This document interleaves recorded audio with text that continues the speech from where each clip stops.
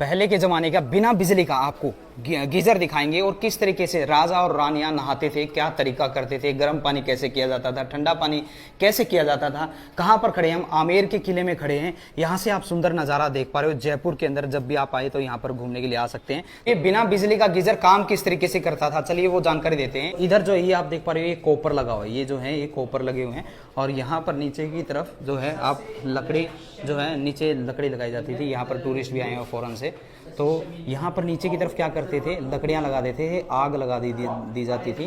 और ऊपर इसके जो आप देख पा रहे हैं वहाँ पर वाटर टैंक रखा होता था, टैंक रखा होता पानी का, और यहाँ पर आग लगाते थे। वो पाइप के द्वारा पानी यहाँ पर आता था इन कॉपर बेल्ट के द्वारा। ये जो दिखाई दे रहा है कॉपर है, तो जब आग कॉपर के ऊपर लगती थी वो गर्म हो जाती थी और उसके बाद जो है पानी गर्म हो जाता था। अब इसके पीछे की तरफ आपको यहाँ पर चल के दिखाएंगे जो बाथरूम है, वहाँ पर ये गर्म पानी किस तरीके से पहुँचता था, ठंडा पानी किस तरीके से पहुँचता था। ये यहाँ पर पूरा नज़ारा आप देख पा रहे हैं। तो चलो अब मैं उस साइड की तरफ चलता हूँ। अब ये पानी जाता किस तरीके से, रानी और राजा नहाते किस तरीके से थे, यहाँ पर लिखा भी हुआ है। ये देखिए, ये हमाम स्नान घर है। ये चारों तरफ का नज़ारा आपको यहाँ पर दिखाई दे रहा है।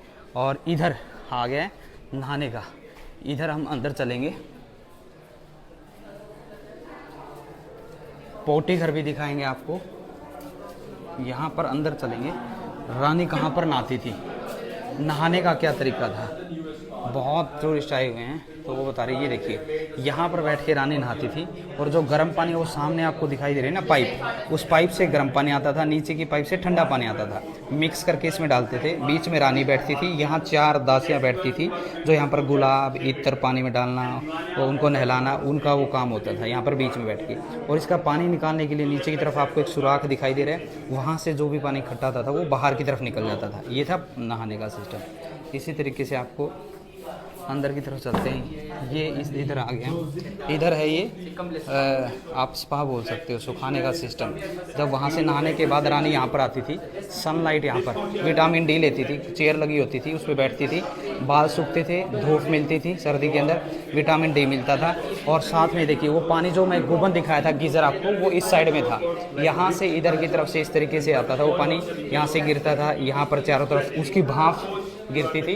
तो इस तरीके से उसे स्पा भी लिया जा सकता था। फिर उसके बाद नहाने के बाद यहाँ पर उन्हें सुखाया, मसाज की, बॉडी मसाज हुई। उसके बाद यहाँ चेंजिंग रूम बोल सकते हैं। चेंजिंग रूम, यहाँ पर पर्दा लग जाता था और एक दरवाज़ा ये बंद हो जाता था। और यहाँ पर पुराने के ज़माने में लालटेन रखी जाती थी जो सामने आपको दिखाई दे रही है। ये था चेंजिंग रूम रानी का। तो रानी का चेंजिंग रूम आप ये देख पा रहे हो। तो 3 हिस्सों में था ये। पहले पानी गर्म हुआ, फिर यहाँ पर आया, फिर नहाई, फिर स्पा यहाँ पर लिया, यहाँ पर कपड़े को बदला। अब आपको पोटी घर दिखाते हैं कि पुराने ज़माने में किस तरह से राजा और रानियाँ हगते थे। तो वो यहाँ पर चलेंगे। इधर इस तरीके से ये इस तरह की लेटरिंग यहाँ पर जो है 99 है। इस महल के अंदर, आमेर फोर्ट के अंदर इस तरह की लेटरिंग जो है वो 99 बनाई गई है। ये एक बंदा पैर यहाँ पर रखेगा एक इधर और पोटी कर देगा, बाथरूम पेशाब। इस तरीके से लेटरिंग बाथरूम की जाती थी। इसका डस्ट जो है वो इस साइड में निकलता था, तो जो स्वीपर तो होते थे यहाँ से डस्ट को निकाल के बाहर की तरफ फेंक देते थे। और ये हम बाहर की तरफ आ गए हैं भाई, ये बाहर का नज़ारा है। तो इससे पहले क्या आपको इसके बारे में पूरी जानकारी थी? कमेंट करके